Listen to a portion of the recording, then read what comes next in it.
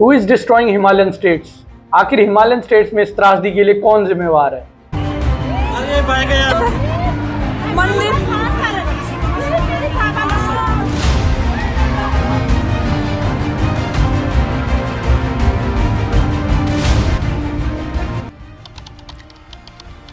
पिछले 50 सालों में दूसरी बार इतनी भयंकर बारिश हिमालयन स्टेट्स में या फिर नॉर्थन इंडिया में हुई है। आखिर ऐसा भी क्या है कि हिमालयन स्टेट्स में, हिमाचल, उत्तराखंड, जम्मू कश्मीर में हर साल देखने को मिलता है कि मानसून आते ही काफ़ी ज़्यादा विनाश देखने को मिलता है। लोग अपने घर खो देते हैं, ज़मीनें खो देते हैं, काफ़ी सारे लोग अपनी जान भी खो देते हैं और काफ़ी ज़्यादा त्रासदी, काफ़ी ज़्यादा विनाश देखने को मिलता है हिमालयन स्टेट्स में। आखिर इसके लिए कौन जिम्मेदार है? सरकार जिम्मेदार है, लोग जिम्मेदार है या फिर प्रकृति जिम्मेदार है? आपको धराली उत्तरकाशी का इंसिडेंट तो याद ही होगा, जब 4 अगस्त को खीरगंगा रिवर में काफ़ी ज़्यादा फ्लड्स आ गए थे, काफ़ी सारे लोगों ने अपनी जान गंवा दी थी। देखिए, अगर इसे बारीकी से समझा जाए तो धराली में जो भी हुआ उसके पीछे का सबसे मेन कारण था खराब टाउन प्लानिंग। अगर आप देखेंगे नॉर्थन इंडिया में, वैसे तो ओवरऑल इंडिया में ही खराब टाउन प्लानिंग एक बहुत ही बड़ी समस्या है। अगर आपको मैं एक एग्जांपल से समझाऊं तो धराली इसका बेस्ट एग्जांपल हो सकता है। हमारे जो पूर्वज थे, पहले के लोग थे, वो हमसे ज़्यादा समझदार थे। अगर आप धराली का इंसिडेंट देखेंगे, वहाँ पे जो धराली असली गाँव है वो नदी से काफ़ी ऊपर है। अगर आप धराली के बारे में पढ़ेंगे तो धराली जो असली गाँव वो नदी से काफ़ी ज़्यादा ऊपर है। जो वहाँ पर नया बसाया हुआ गाँव था वो एक मिनी धराली बसा दिया गया था नदी के किनारे, और नदी का कैचमेंट एरिया था। और अगर आप देखेंगे खीरगंगा रिवर का जो मेन रास्ता था वो उसी शहर से होकर गुजरता था। आपको मैं कुछ इमेजेस दिखाता हूँ जिससे आपको क्लियर हो जाएगा कि हमारे पूर्वज कितने ज़्यादा समझदार, घर नदी नालों के करीब नहीं बनाते थे। और यहीं पर आप धराली में देखिए, ये 2004 की इमेज है, सैटेलाइट इमेज है, गूगल अर्थ से ली गई है।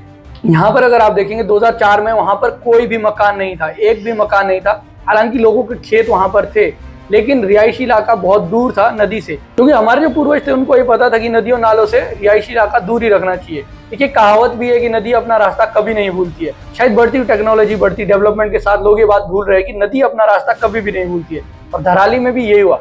अगर उसके बाद 2011 में देखेंगे, थोड़े मकान वहाँ पर बनने शुरू हो गए थे, लेकिन 2022-2025 तक यहाँ पूरा एक शहर बच चुका था। ये गंगोत्री के मेन रास्ते पर था, इसलिए काफ़ी बड़े बड़े होटल्स बन चुके थे और काफ़ी ज़्यादा जो नदी का रास्ता है वो डाइवर्ट कर दिया गया था। अगर मैं ये कहूँ कि नदियाँ शहर में नहीं जा रही है, शहर नदियों की तरफ आ रहे हैं, तो इसमें कोई भी गलत नहीं होगा। कुल्लू मनाली में भी देख सकते हैं कि नदी के कितना करीब लोगों के रिहायशी घर है, लोगों ने अपने मकान बना दिए हुए हैं। आप कई सारे शहर देखेंगे हिमाचल में, छोटे या बड़े, तो नदियों के किनारे बने हुए हैं। इवन नदी का जो कैचमेंट एरिया, नदी का जो बहने का रास्ता है, उसको भी ब्लॉक कर चुके हैं काफ़ी सारे लोग। अगर आप देखेंगे गांव में भी जो बाढ़ आते हैं, लोगों के घर बह जाते हैं, लैंडस्लाइड्स होती है, अगर उसमें भी सही से रिसर्च की जाए तो मैक्सिमम जो वही घर अफेक्ट होते हैं लैंडस्लाइड से जो नदियां या नालों के रास्ते में बनाए गए होते हैं। हालांकि उसमें बारिश का पानी नहीं आता था, काफी सालों बीत चुके हैं, लेकिन वहां पर नाली बनी रहती है, क्योंकि पहले, अगर बहुत पहले भी बाढ़ आई होगी तो नदी अपना या नाले अपना रास्ता बना लेते हैं। लेकिन धीरे धीरे उसमें पानी सूखने लग गया, लोगों ने वहां पर अपने मकान बनाने शुरू कर दिए, अपने खेत बनाने शुरू कर दिए, और जैसे ही एक्सेसिव बारिश हुई, नदी और नाले अपना रास्ता ढूंढ लेते हैं। यही कारण है कि मैक्सिमम जगह पर अगर आप देखेंगे तो इतनी त्रासदी देखने को मिलती है। इस प्रकार की खराब टाउन प्लानिंग का क्या कारण हो सकता है? शुरू में जब हिमालयन स्टेट्स में रोड बनना शुरू हुए थे, नेविगेशन के लिए रोड्स नदी के किनारे बनाए गए थे, ताकि नेविगेट करने के लिए आसानी हो और रोड्स बनाने में भी उतनी ज़्यादा मुश्किल ना हो। धीरे धीरे लोग वहीं पर आकर बसने लग गए और एक बड़े बड़े शहर तैयार हो गए नदियों के किनारे। दूसरा जो सबसे बड़ा कारण हो सकता है डिफॉरेस्टेशन, जिसके बारे में पहले भी काफ़ी बात कर चुका हूँ। और अगर डिफॉरेस्टेशन नहीं रुका तो हिमालयन स्टेट्स को कोई नहीं बचा सकता है। कुछ दिनों पहले सुप्रीम कोर्ट ने ये तक कह दिया था कि अगर इसी प्रकार से डिफॉरेस्टेशन या फिर इस प्रकार से अनप्लान्ड डेवलपमेंट हिमालयन स्टेट्स, खासतौर से हिमाचल में होता रहा, तो हिमाचल किसी दिन नक्शे से गायब हो जाएगा भारत के। इतने सारे इंसिडेंट है जहाँ पर प्रकृति खुद सबूत दे रही है डिफॉरेस्टेशन के। हर साल मानसून में कितने सारे पेड़ बहकर आते हैं शहरों की तरफ, जो ये सबूत देते हैं कि डिफॉरेस्टेशन कितना ज़्यादा हो रहा है, इसे रोकना चाहिए। रिसेंटली भी कितनी सारी वीडियोस वायरल हुई थी जिसमें नदियां भर भर के लकड़ियां बहकर आ रही थी, पूरे के पूरे पेड़ बहकर आ रहे थे। पहाड़ों में लैंडस्लाइड होने का सबसे मेन कारण भी यही है कि डिफॉरेस्टेशन काफ़ी ज़्यादा हो रहा है, पेड़ कम हो रहे हैं, जंगल कम हो रहे हैं। बिजली महादेव में भी रोप वे बनाने की बात की गई और हज़ारों पेड़ों को वहाँ पर काटा गया। वहाँ पर अगर लोकल लोगों ने प्रोटेस्ट नहीं किया होता तो उसके बाद और ज़्यादा पेड़ वहाँ पर कटने थे। और ये पेड़ कट क्यों रहे थे? ताकि वहाँ पर एक रोप वे बनाया जाए। अगर लोगों को इतनी ही भक्ति है तो लोग पैदल जा सकते हैं, रोप वे बनाने की इतनी ज्यादा जरूरत नहीं थी। देवदार के एक एक पेड़ को बनने में 100-100 साल लग जाते हैं, लेकिन यहाँ पर सरकार ही धड़ल्ले से पेड़ काट रही है। जैसे जैसे टूरिज्म बढ़ता जा रहा है हिमालयन स्टेट्स में, वैसे वैसे वहाँ का क्लाइमेट भी खराब होता जा रहा है, पॉल्यूशन इतना ज्यादा बढ़ता जा रहा है। साथ ही साथ अगर आप देखेंगे उनके लिए कंस्ट्रक्शन किया जा रहा है, उनके लिए नए नए कॉटेजेस बनाए जा रहे हैं, बड़े बड़े होटल्स बनाए जा रहे हैं, जिसके लिए जमीन तो काटी जा रही है, उसके साथ साथ पेड़ भी काटे जा रहे हैं। अनप्लान्ड कंस्ट्रक्शन बहुत ही ज़्यादा नुकसान कर रहा है हिमाचल को, उत्तराखंड को।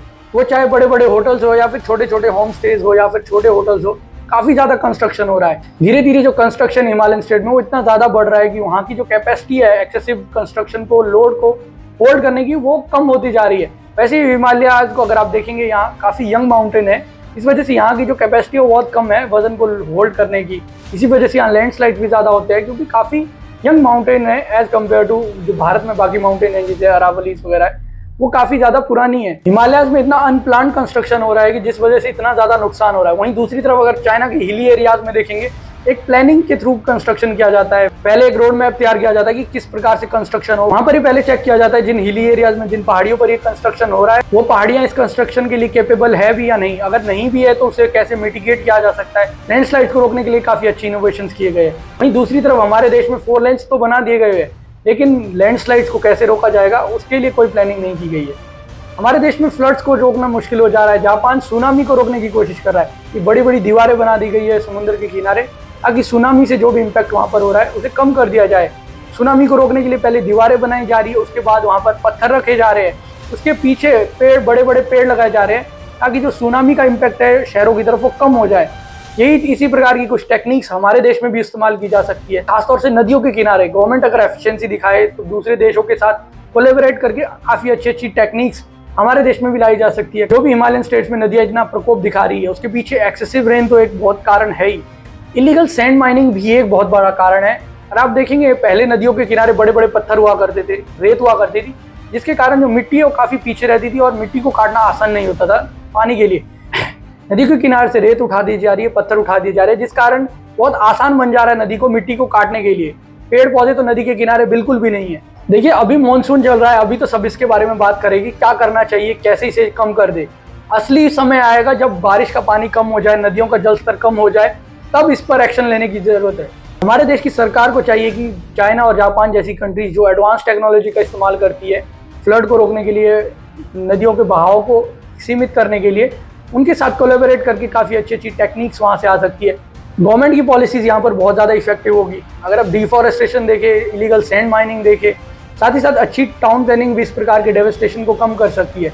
डिजास्टर मैनेजमेंट में बहुत ज़्यादा काम करना होगा हिमाचल, उत्तराखंड और जम्मू कश्मीर को।